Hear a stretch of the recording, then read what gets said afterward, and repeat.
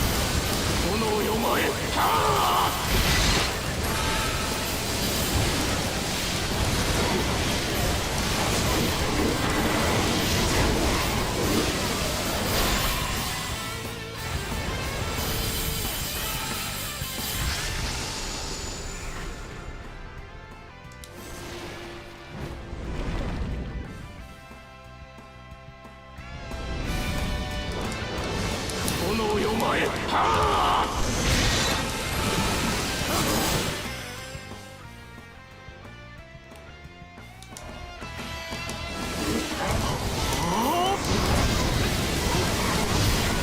これにやる。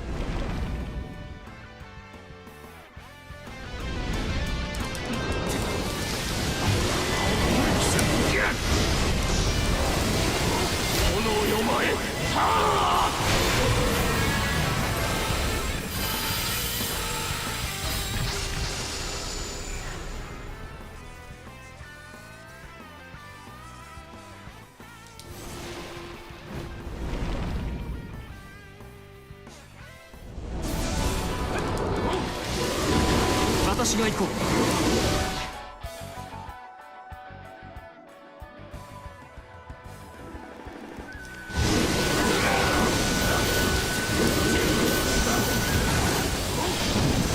炎よ前はあ。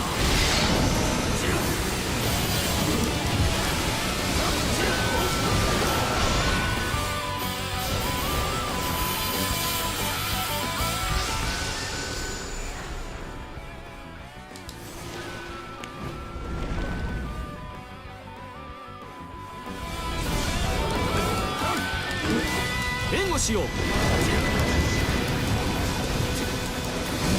められるもんなら止めてみろ。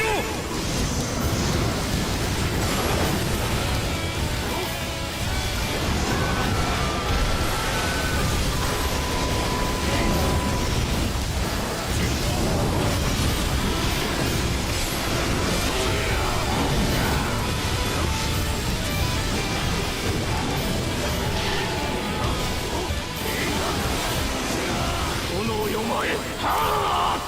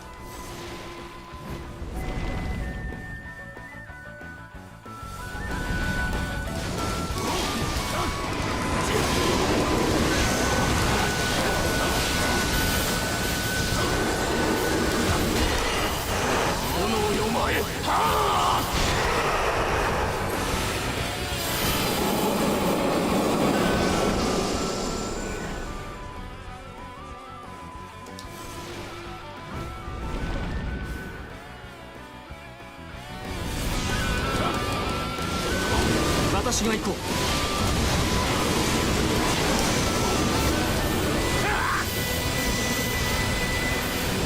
相手にとって不足なし。いざ。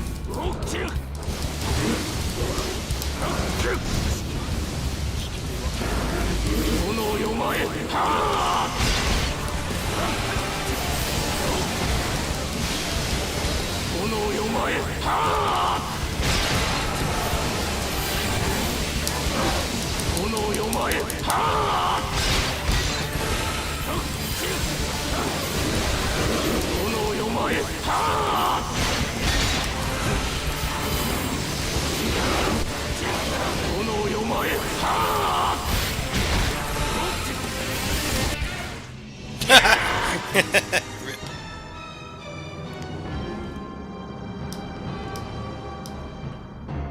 No, and I got absolutely nothing for that. Great.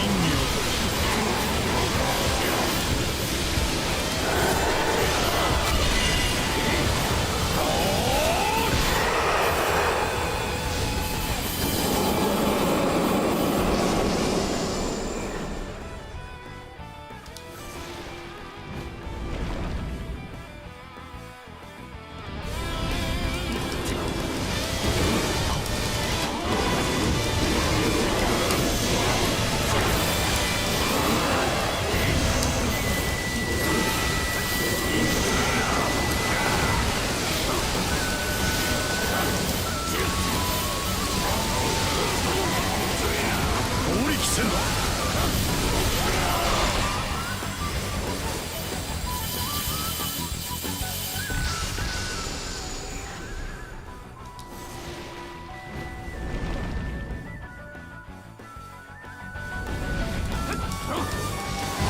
援護しよう。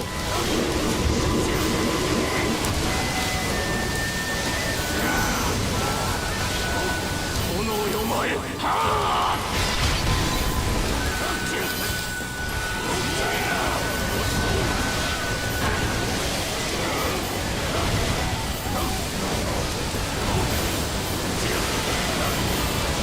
炎よ前。炎よ前。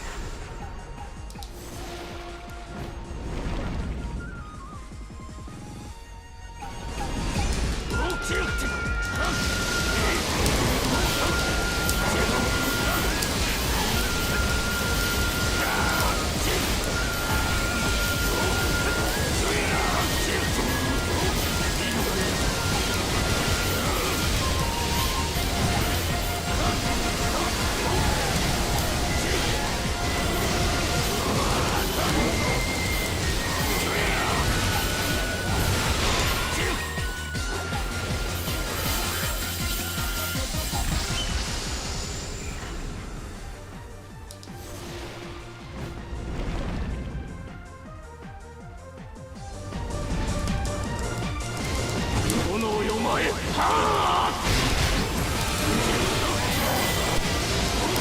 炎よ前。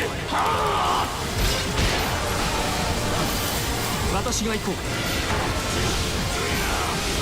炎よ前。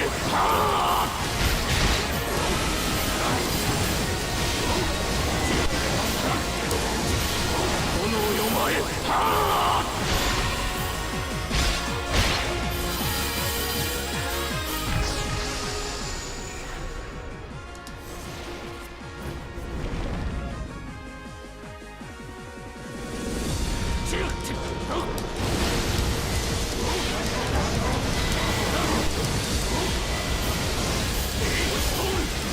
炎よ前。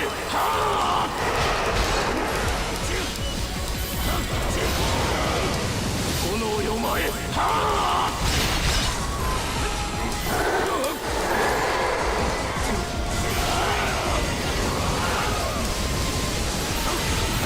炎よ前。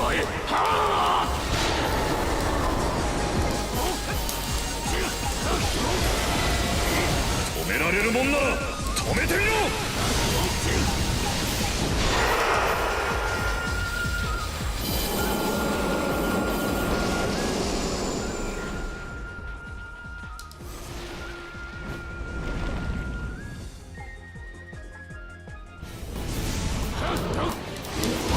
私が炎よ前。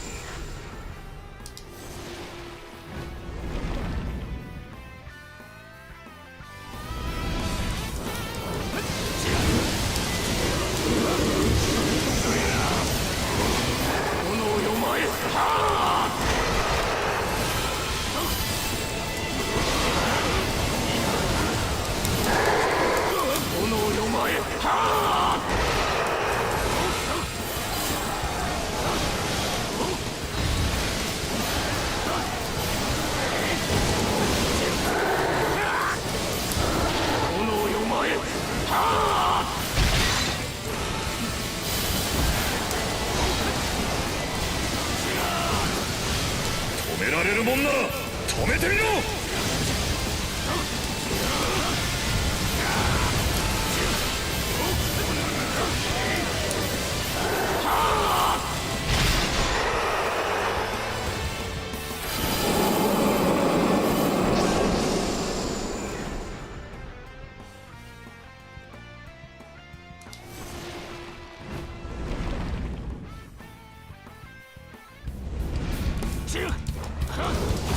援護しよう。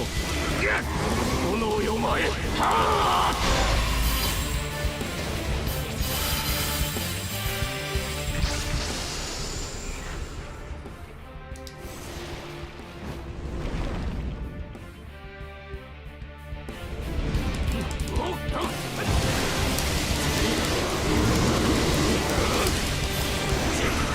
炎よ前。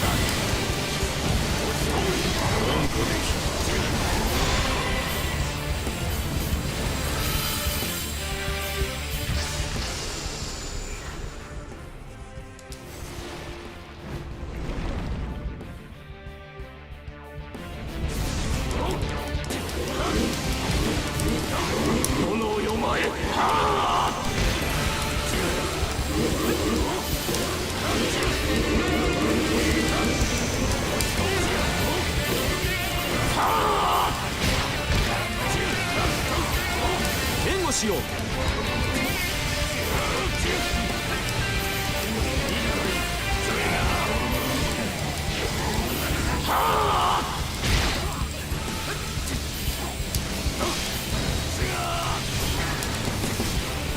炎よ前。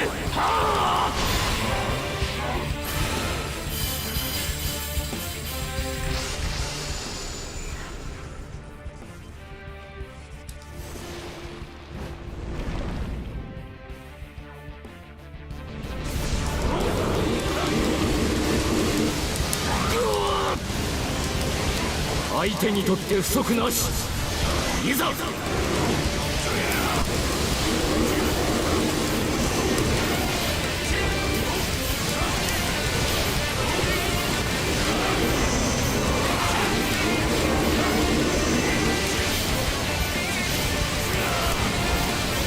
炎よ前。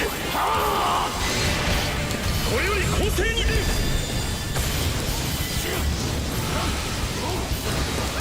炎よ前。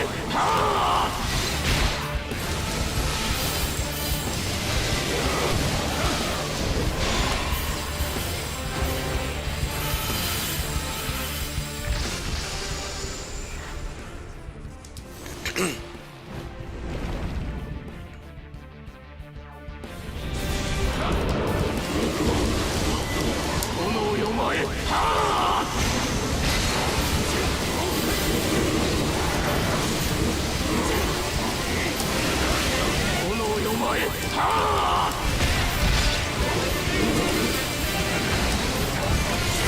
炎よ前。炎よ前。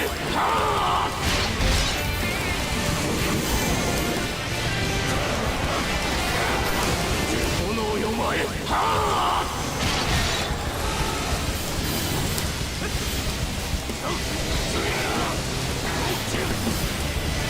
炎よ前。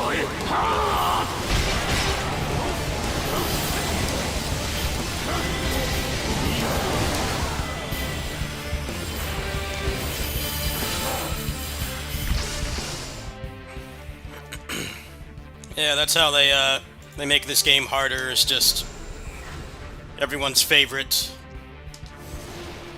Something has 5,000 HP, you add a 0 at the end, and now they have 50,000. Isn't that so much fun?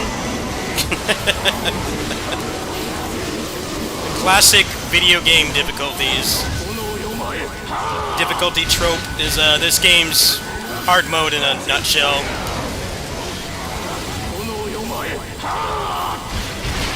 I was hoping that this mode would make those difficulties more fun to play, but ultimately it doesn't. Unless you're lucky and you get one of the books that actually buffs the character you want to play. It doesn't help at all. And then they add another difficulty, even more stat bloat. It apparently is taking people anywhere from 90 minutes to 3 hours to clear. That's like longer than Knights of Valor. That's just way too long. Well, most video games are like this. Their idea is just, you can't make a single mistake, and you just do the same thing for longer. It's not actually more difficult.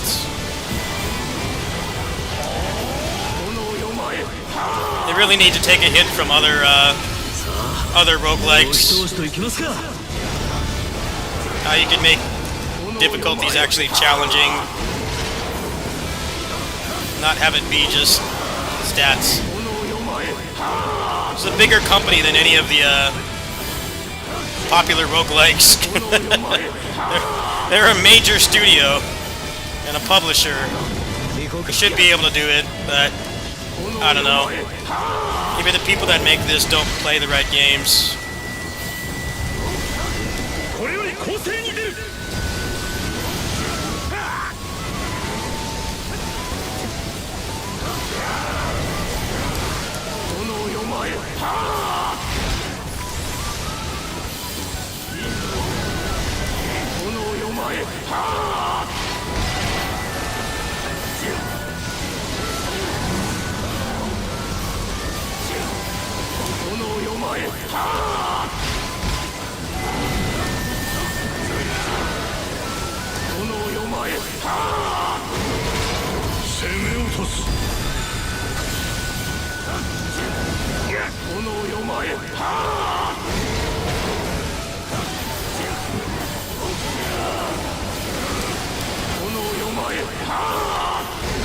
health bar.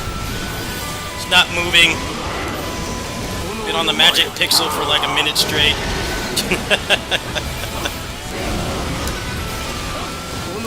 Die, please. Please and thanks. Oh man, this game would be so much better if they knew how to make it actually fun to do this. And none of this was worth that, like, at all. None of it.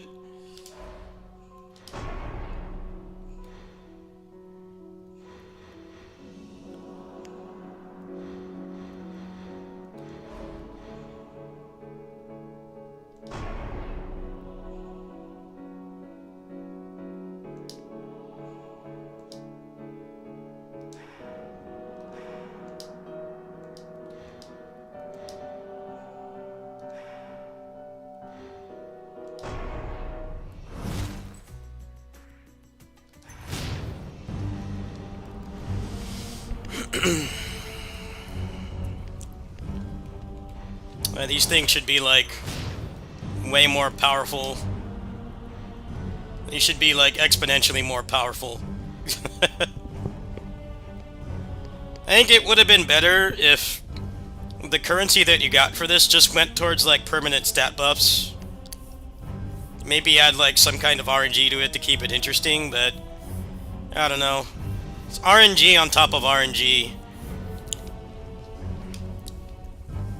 I was really excited for this update, but looking like I'm going to be transitioning to Astral Ascent in 2 days. That game's endgame is way better than this, every way. This is a pretty pathetic excuse for endgame.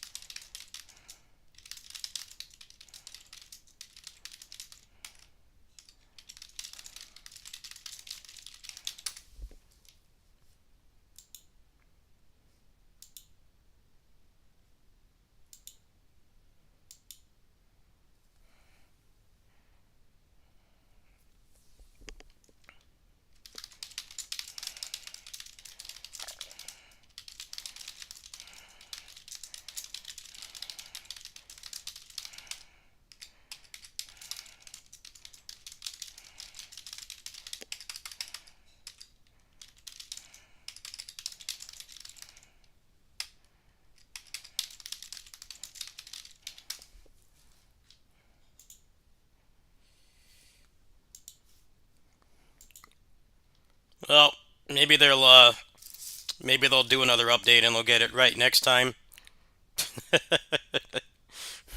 The fourth time's the charm, alright?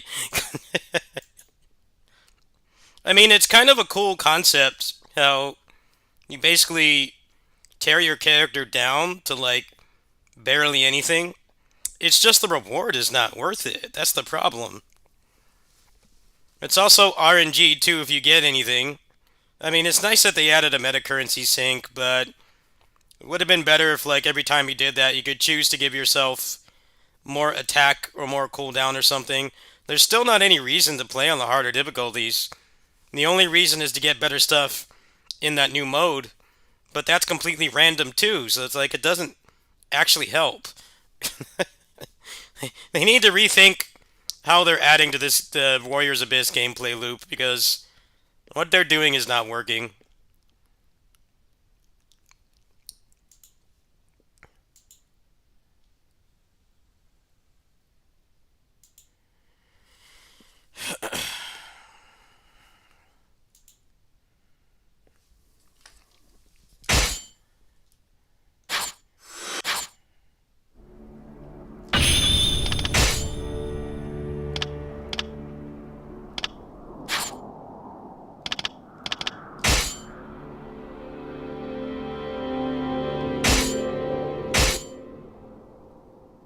Yeah, PSO2 did that as well. But, like, PS2 was a service game, so it's kind of understandable. You kind of expect a service game to do stuff like that.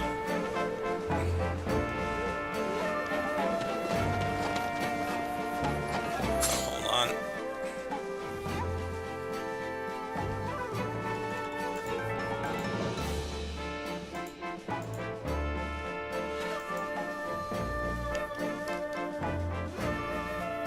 Alright, why is this not working?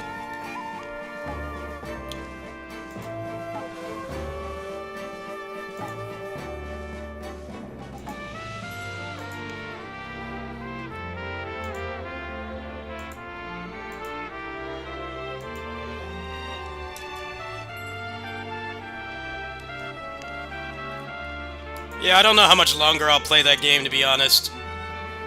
I really don't know how much longer I'll play it, if that's their idea of difficulty. Usually, historically, I tap out of games when they do stuff like that.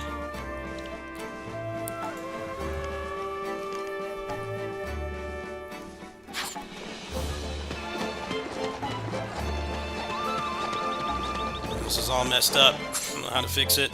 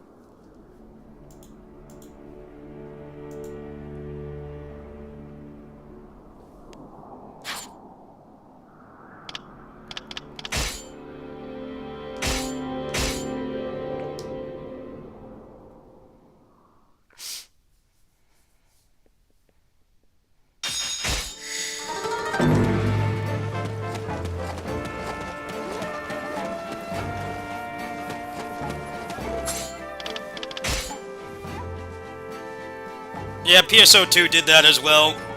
They added like extra hard or whatever it was, and they really did just add a 0 to HP, attack, and defense.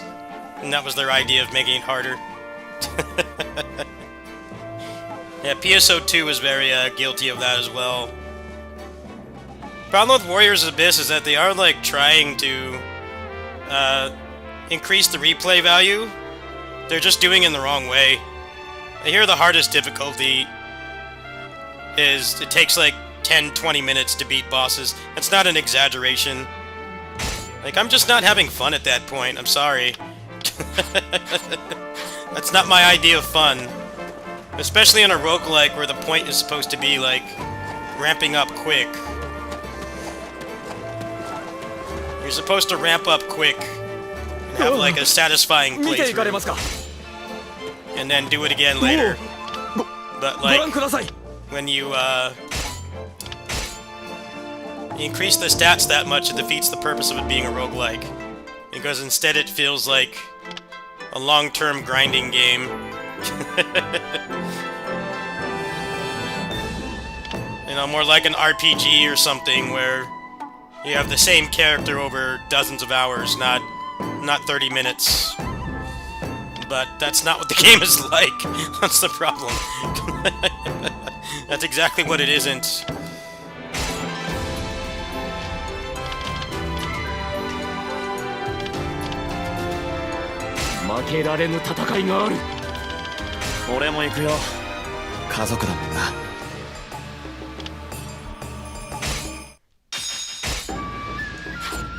Yamanaka城と足柄城、この2つの城を同時に攻め落とす。無用な犠牲は避けねばならぬ。できるだけ早く攻略するのだ。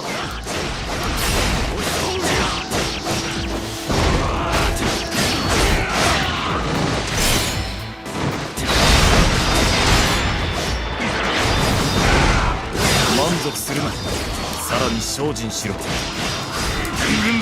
速力で駆け抜け我らの速さを見せつけるのだ。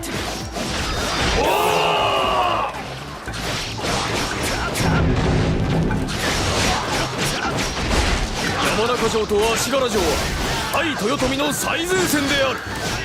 我々こそ北条の守備の要。この地で敵を足止めし、できる限り敵の戦力をそぎ落とすのだ。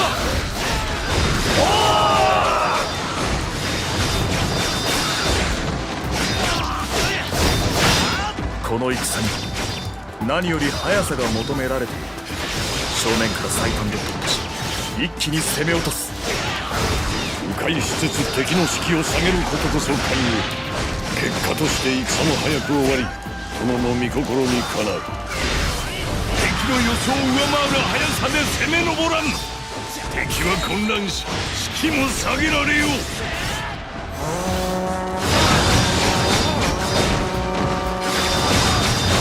大崎出丸へたどり着いた。急ぎ制圧し、敵の士気を下げるのだ。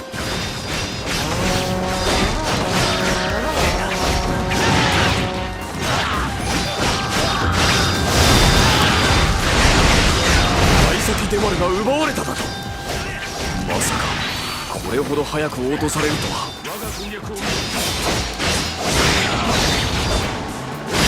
守備を固めよ。防衛に徹するのだ。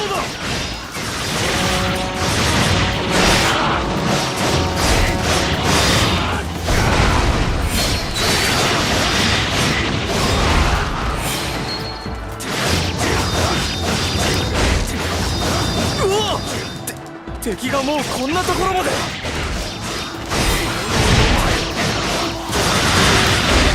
我らだけでも本陣を襲う。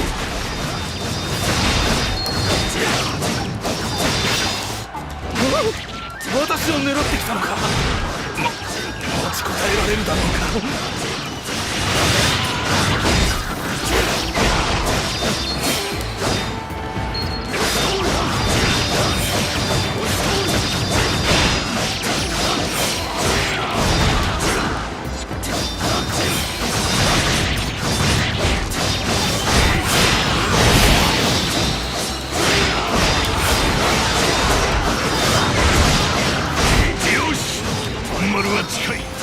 急ぎ三の車を制圧するのだ。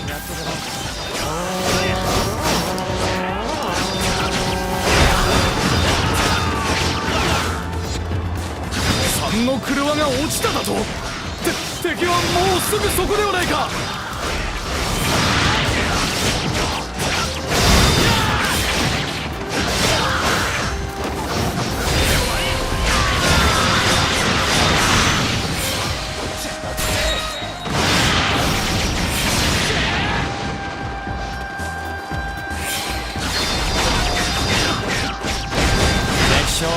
討ち取ったよ。ま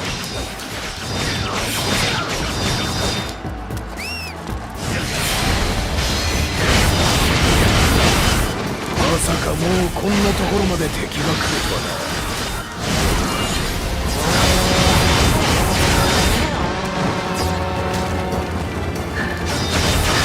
だがこの宇治勝がいる限り、山中城本丸には何人たりとも通さん。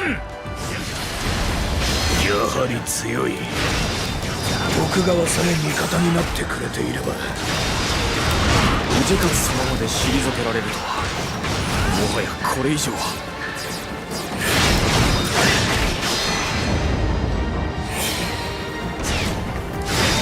我が軍略を見よ。命に代えてもこの城を守ると誓った者を。氏政様、氏直様、申し訳ありません。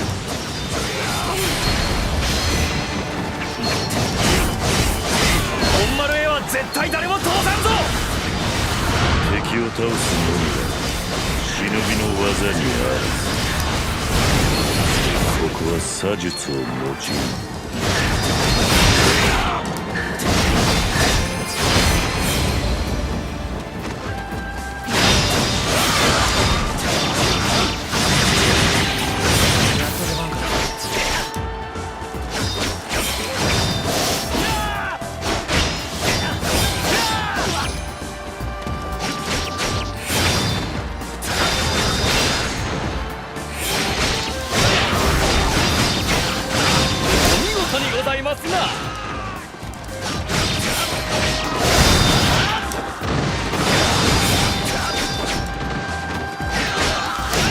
北条の滅びは避けられない。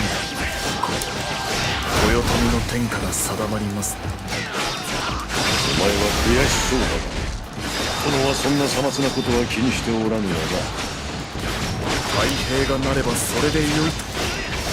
肝心のあなたはどうお考えなんですか。な。殿が立たれる時、我もまた動く。その覚悟をしておればよい。それだけのこと。我が軍略を見よ。家康様があれほど骨折りくださった。北条は何故戦に及んだのでしょう。秀吉殿のやり方には I'm glad we got this character in another game, but I need him modded それ into で北 Orochi. 条が滅びてしまったら氏政は氏康殿や北条 It's の way た more めに fun to 来た play than 兵たち Lubu in に any game. 何と詫びるのであろうな。 Very 家 OP. 様 I'm glad he's like that in Warriors Abyss. He's like one of the best characters in the game. But that doesn't mean much when they give everything so much health. You want to feel powerful for a longer period of time, you gotta buy this game. I really wish they had made it into Orochi somehow. Somebody needs to mod them in. Especially Sasuke, that character would be 戦を長引かせず so に awesome 済 to んだ play. ようだな。 Orochi Fort. 実によくやってくれた。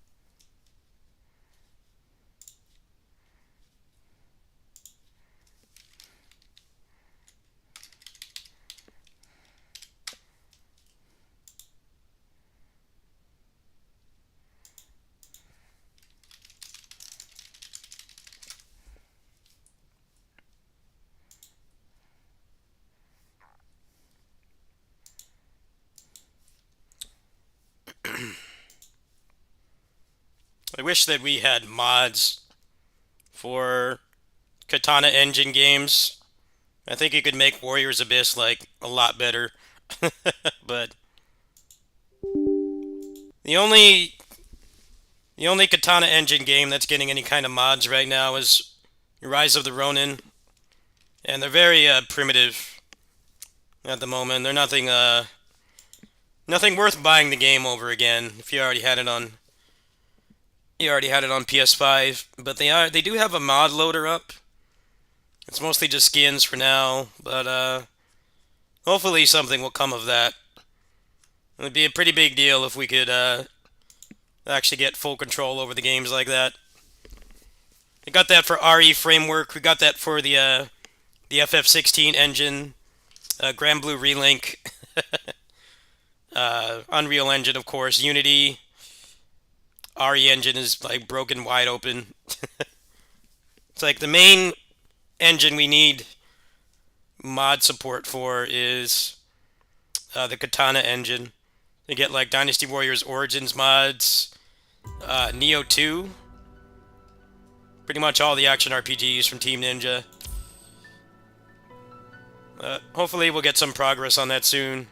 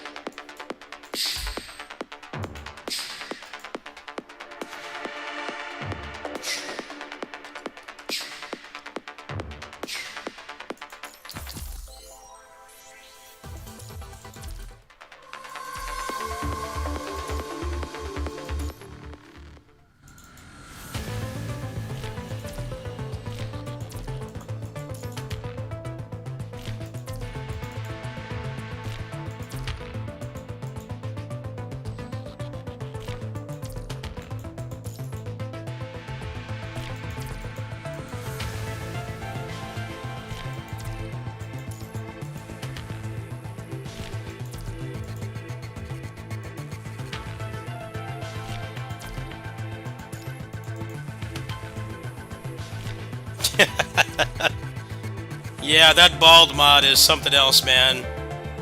I still can't believe that's real. It got picked up by major gaming publications, the bald mod. That's how you know you've messed up as a company. Got like major gaming sites telling you to make the characters bald to make it run better. That's when you know you failed. If you think you failed in life, you haven't gotten to that point. They haven't made articles about you about how you need to make the characters bald. That was just a complete disaster. Luckily, the game runs pretty well for me, so I'll definitely play that again. Probably a little bit closer to the summer. I want to make some more builds on that game, but there's just too much going on right now. This next month is going to be incredibly busy for the channel.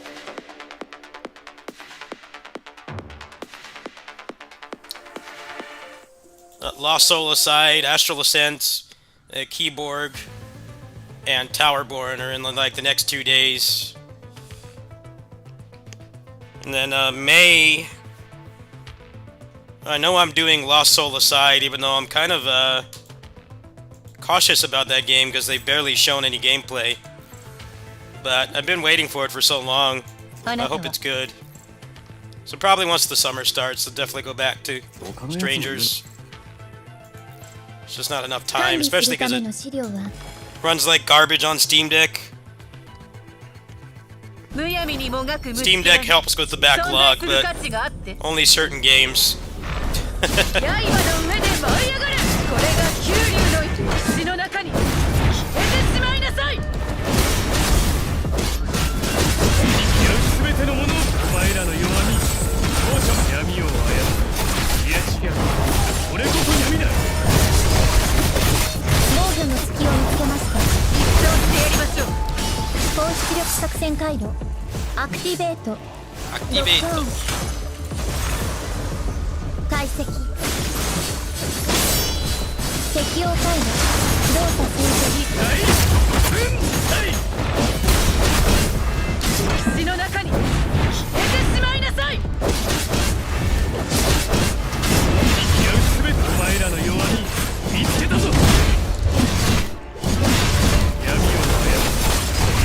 I don't know if you're aware of why that game runs so bad. It's the stupidest thing ever. I'm not making this up, by the way. You can go look this up and you'll find people saying the same thing.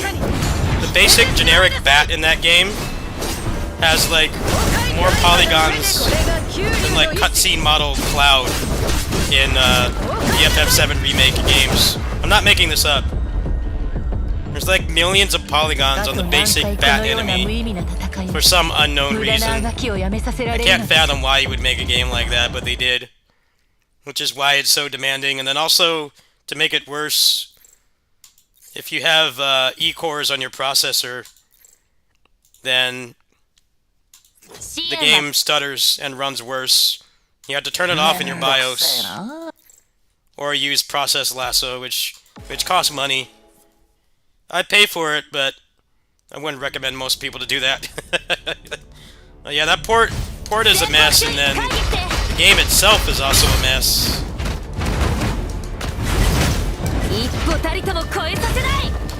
That's also why they never fixed it. You'd have to redo like every character model in the game. I think the game did pretty well, but it's a commissioned game. It's not a first-party Koei Tecmo game, so I guess Square just decided it wasn't worth fixing.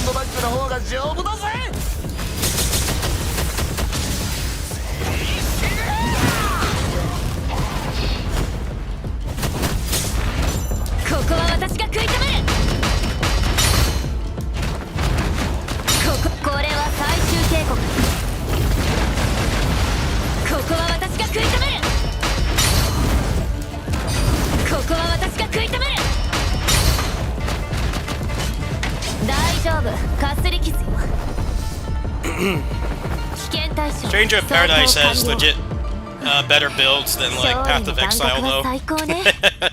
Nobody wants to admit that. The build variety and viability in that game is better than any of the it's better than any of the major isometric RPGs right now. Like all of them combined. You can make some insane builds in that game. But it takes a lot of patience and the game runs bad, so I can't fault anybody for not wanting to try, but it is a legit good game. I wish they had not messed up the development so much. It'd be easier to recommend to people.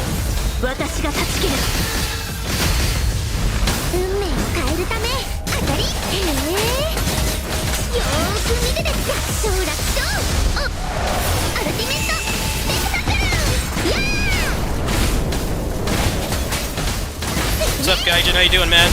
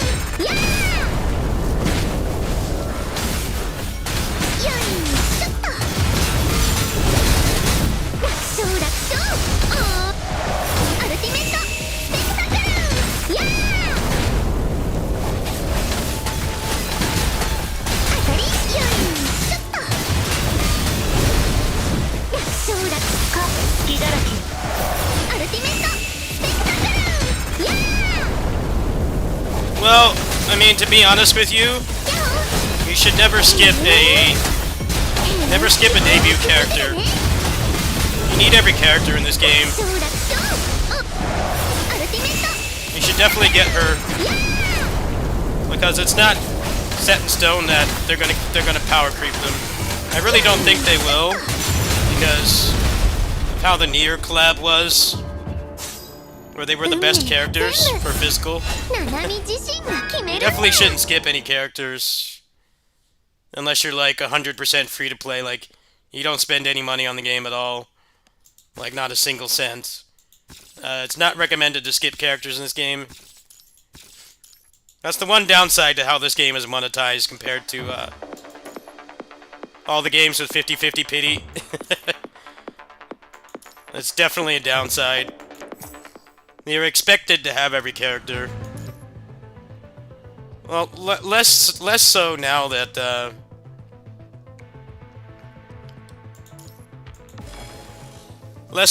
Generation 2 are still competitive. It's just if you're going for the best score, you can't get that.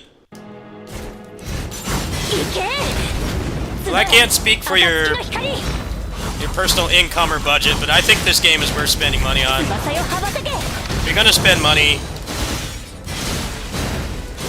do it during the collab. I'm definitely gonna spend on the collab. I'm gonna get them both to Triple S.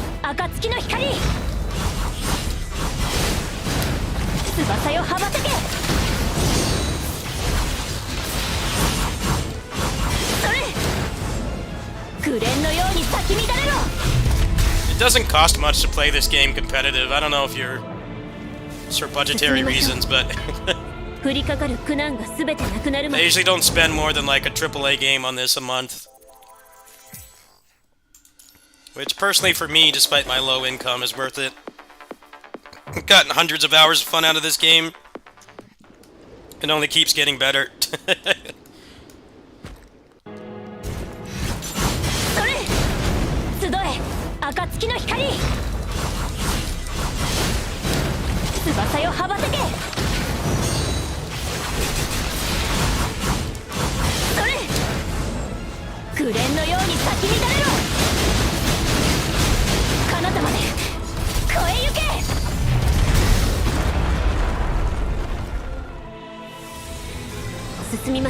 Yeah, you can be competitive on this game on like 50 bucks a month. Not even that. I personally think it's worth it. But I can also understand with all the action games we're getting in the next couple months, you may not have the gaming budget for it, but I never feel ripped off spending money in this game. Compared to the competition. All the MiHoYo games, Wuthering Waves. Those games feel like throwing money into a fire sometimes. This game is not like that.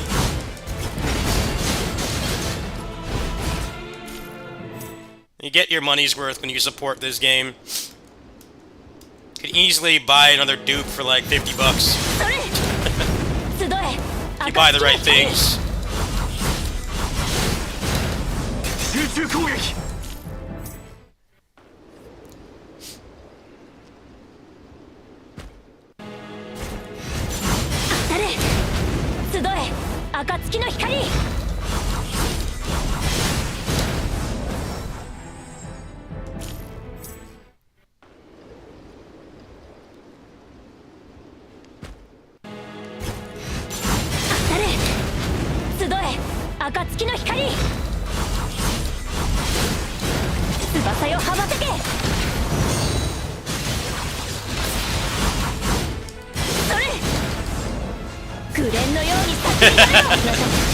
Well, we need a reason to justify it. They're probably never coming back, so... I don't know your life or budget situation, and you don't have to disclose that. You want to keep that private, that's fine, but... Generally in these kinds of games, if you're going to spend, you should do it on collabs. They might not replace the best characters, but they should be competitive. And if it's like the only time you're going to spend significant money, it'll be big. Yeah, you should definitely get Lucia. It's not at all guaranteed that Dante is going to be better.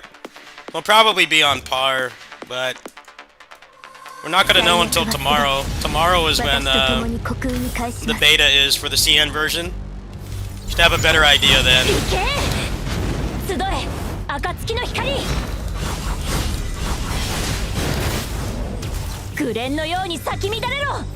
But like, also they're a lot cheaper. They'd be good for your accounts if you do spend money. We don't know what packs they're gonna have, so it might not be that expensive.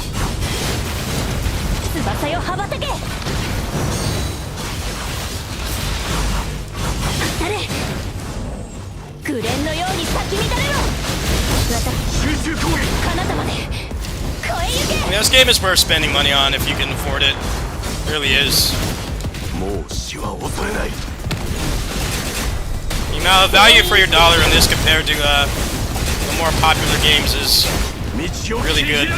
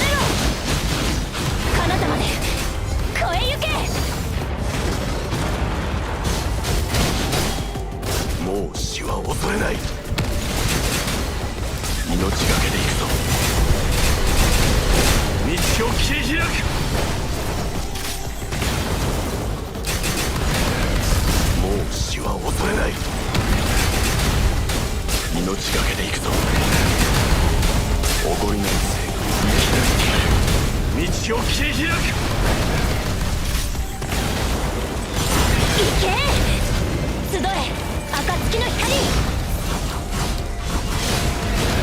翼よ羽ばたけそれ紅蓮のように咲き乱れろ私集中攻撃彼方まで超えゆけもう死は恐れない道を切り開くおごりのもう死は恐れない命がけで行くぞおごり私に任せてください道を切り開く行け集え暁の光翼よ羽ばたけ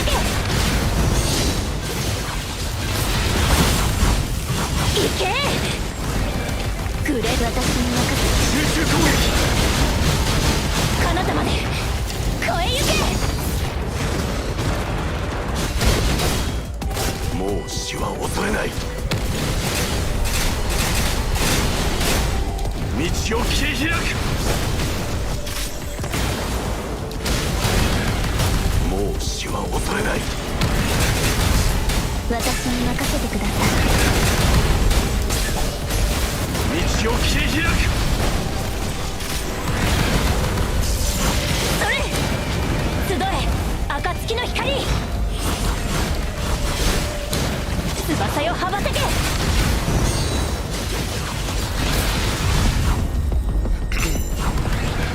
Well, they should have a number of 進み packs. ましょう降りかかる苦難が全てなくなるまで I mean, I don't know how many they're going to have, but they'll probably have a lot. And that should be enough to get them decently powered up. I don't know if it'll be triple S.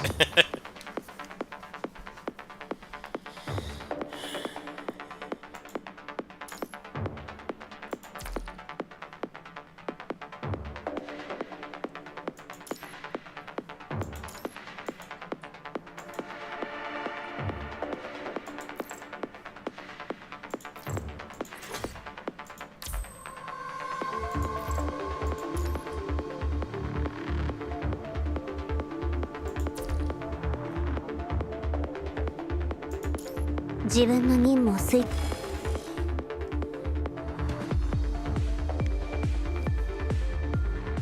この程度の相手なら戦いとは言わないの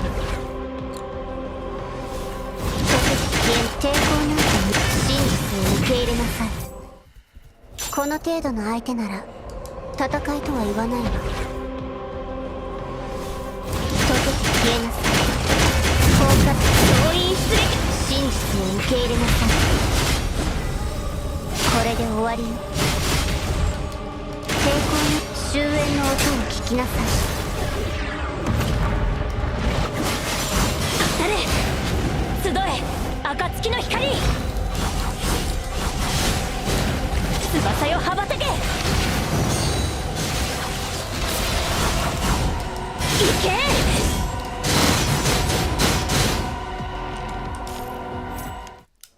この程度の相手なら戦いとは言わないわ抵抗なんて無効化動員出撃真実を受け入れなさい抵抗なんて無意味これで終わり集中攻撃終焉の音を聞きなさいそれ集え暁の光 Well, that's why I'm saying you should not skip 翼よ羽ばたけ the characters that are up right now. それ You can't really brick your account in this game, mostly because there's no 50-50, 彼方まで and they frequently have events where you can get old characters. Yeah, you never want to skip characters in this game. 崩壊なさい If you want Dante and Virgil, you probably will have to spend, unfortunately. 終焉の音を聞きなさい溶けて消えなさい That's a downside to this game. I mean, everybody says this game has good monetization, and it does. これで終わり The value per dollar is better than 聞きなさい all the major action gachas right now. undeniably, but 集え the game is also designed in a different way than like Genshin and Zenless and all those games where skipping characters is normal unless you're, you know, crazy rich content creator 羽ばたけ and you have tons of disposable income. 誰 In this game, you can't really skip characters, 消えなさい偽りの存在崩壊のさ especially because when they come back, it's not 100% rate up. これで That's how they keep you 数字 playing. の音を聞きなさい The FOMO in this game is if you like ever stop playing at any point. 行け集え If you ever stop playing at any point, it can be difficult to catch up. Because you either have to wait for characters to come back, or wait for an event, 超え行け and then you pretty much will have to spend money.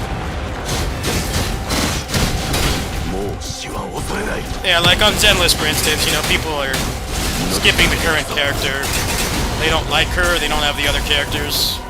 総員出撃 This game is not designed like that. 崩壊のさ That's like the one good thing about 50-50 pity. 偽りの存在もこれで終わります You don't have to have 数 everybody. 字の音を聞きなさい In this game, you really do. 溶けて消えなさい崩壊なさい真実を受け入れなさいこれで終わります誰集え暁の光 Here, if you want me to help you, go in the PGR section of my Discord and tell me what characters you have. Show me. 行け I can help you make some decisions. 'Cause there's an event on right now. I'll go ahead and I'll show you. 進みましょう降りかかる苦難が全てなくなるまで Let me take a break from this and show you. There's good events right now. There's this right here, which has for meta viable characters. It's got Stigmata, Karenina. Well, not really Liv. Well, Liv Imperia is still in-game viable. So they have this right now. And also, I don't know if you're aware, but this right here, don't use these tickets.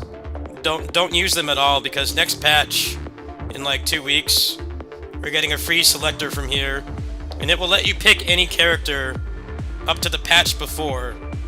So that means you can get anybody. So make sure that you save these tickets. Like, I'm not touching these right now because I'm going to use it to get another dupe of her. Yes, until Selena comes out, but then also Dante might be an alternative to Selena, which I would prefer because Selena has a lame fighting style.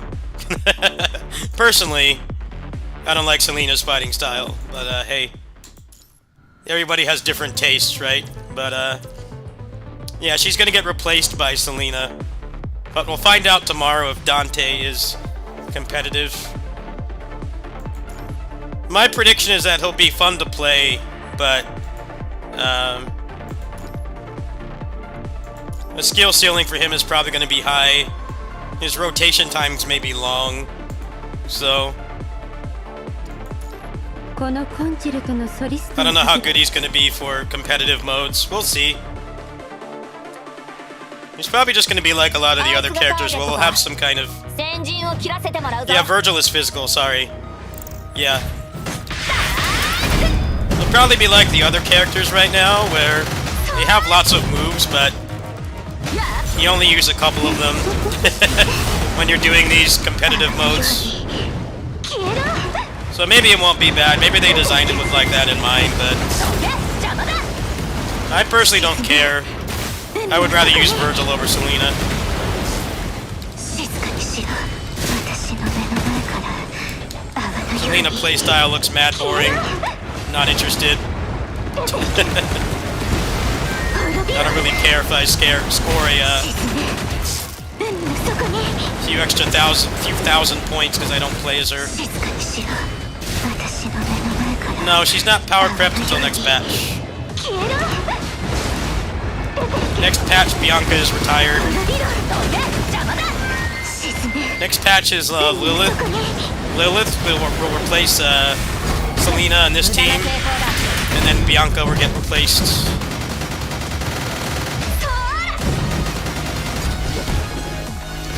どこ見てんだよ。全部消え失せ。ファーストスラッガー変化。静かにしろ。泡のように消えろ。出ていけ。滅びろ。沈め。海の底に。静かにしろ。私の目の前から泡のように消えろ。出ていけ。滅びろ。沈め。海の底に。 No, Bianca got to leave this patch, which was meant to make her 無駄な抵抗だ。 viable for a couple patches. It's just run an accelerated schedule, so 消え失せ。 she's getting power crept way faster. It was a month's difference, several months difference. 静かにしろ。泡のように消えろ。出ていけ。どけ邪魔だ。沈め。海の底に。私の目の前から泡のように消えろ。静かに出ていけ。無駄な抵抗だ。どんなハーモニーが好きです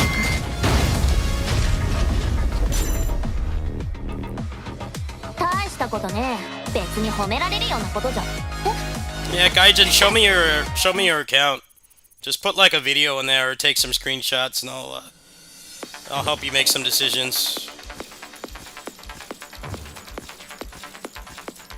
But yeah, they have replaced all the bosses in Pain Cage have been replaced with tankier bosses. So old characters, unfortunately, are gonna have a hard time.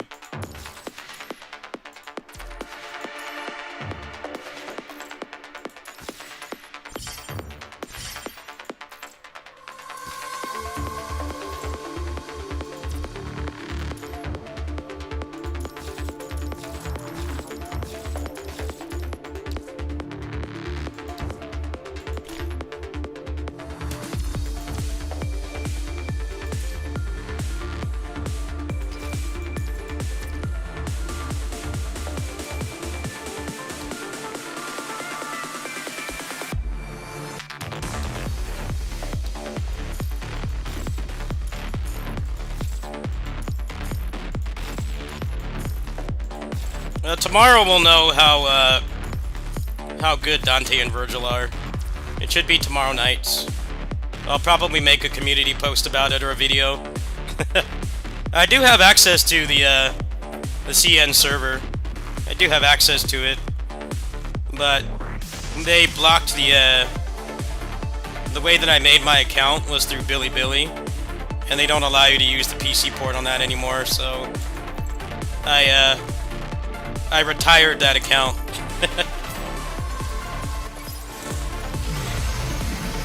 It's nowhere near as decked out as this, so I mean, I don't really care, but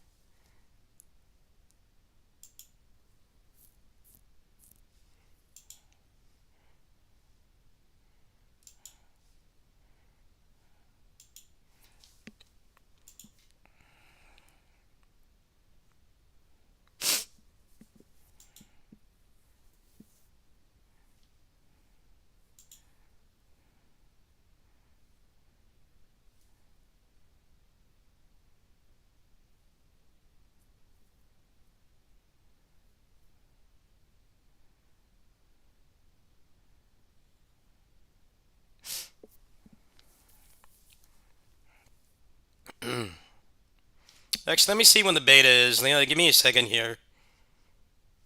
I think the beta is tonight at like ass o'clock in America. So in the morning, tomorrow morning should be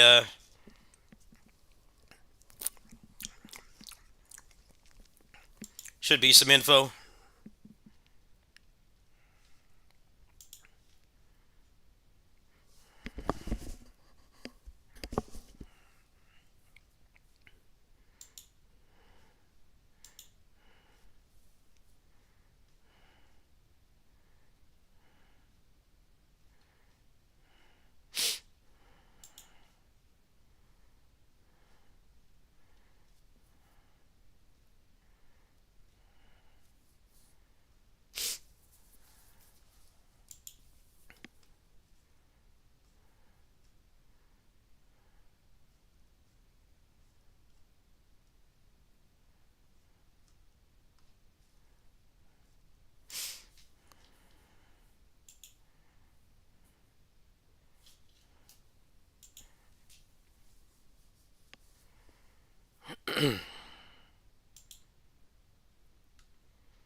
Well, I have to get an overview for Keyboard out by tomorrow morning, so I think that's going to do it for now.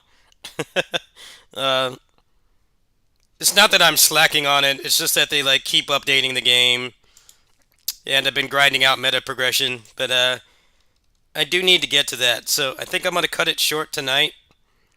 I definitely should be working over at my neighbor's house tomorrow, so should be more of the usual kitty sitting stream games will be played over there. Should probably do some Astral Ascent derusting tonight. So thanks for watching, everybody. Unfortunately, I can't stream Keyboard. I didn't sign an NDA, but there is an embargo until tomorrow morning. So I want to try to get some gameplay and an overview up, and it's probably going to take like at least an hour to record that. And then I'm going to be looking at like a 2 a.m. bedtime. So I'm going to go ahead and call it there. Thanks for watching, everybody. I'm pretty much broke until my neighbor pays me, so people want to help me. I'm down to like 71 cents right now. I don't live in a mansion, okay? So I'm going to be very hungry until my neighbor can pay me. So I'll probably do an afternoon stream, because generally the way it works over there is they don't get back to the house until like late afternoon. So if you want to help me have some lunch money, it's greatly appreciated. I got to work on the Keyboard stuff. After the videos are up, I'm going to schedule them to go up at the embargo date, and then I should be able free to play it right after. But so far, I'm enjoying the game. It's definitely got some faults, but I don't really want to say anything because A, I'm under embargo, and B, they've been putting out like 2 gigabyte patches for the past 4 days. So, but I think they're probably not going to do too much of it between now and then. So let me work on that. I'll see you guys later.